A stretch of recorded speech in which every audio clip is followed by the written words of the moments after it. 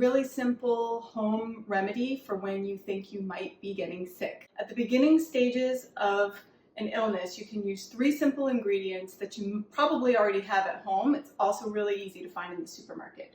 So ginger, this is what it looks like if you've never seen it, garlic, and green onion. This is the tail end of the green onion.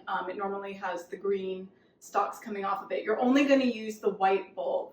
So what you want to do is, without peeling the ginger, just cut a few, like 1 or 2 thin slices. That's all you need.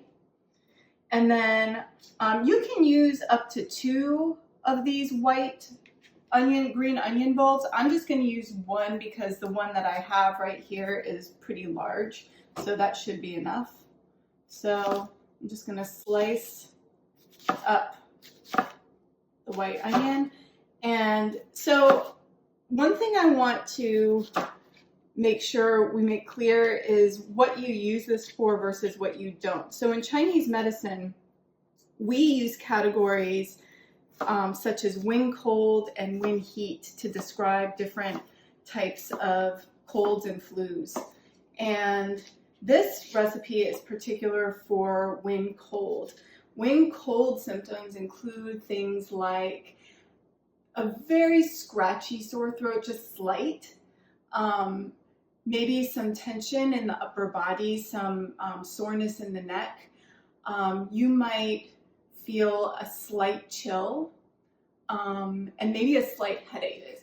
Once you've moved into having a high fever, or you're sweating profusely, you have a searing sore throat, you have mucus that is yellow, that's more into the wind heat category, and this home remedy isn't going to be particularly effective for that. So remember, this is for wind cold, beginning stages, right when you think you might be coming down with something.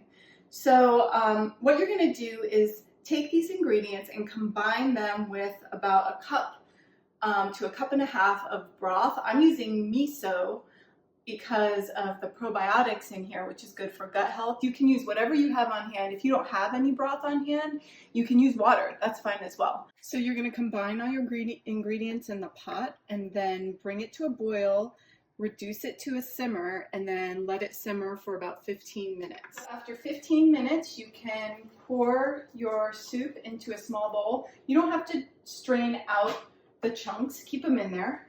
So this is the last step, and it's an important one.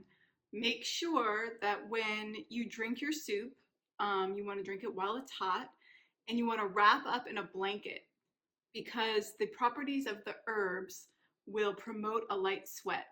And you want to allow that to happen because it will release the wind cold through your pores and kick it out of your system. So hope this is helpful for everybody. Stay healthy, be well, and we'll see you soon. Oh, that's good.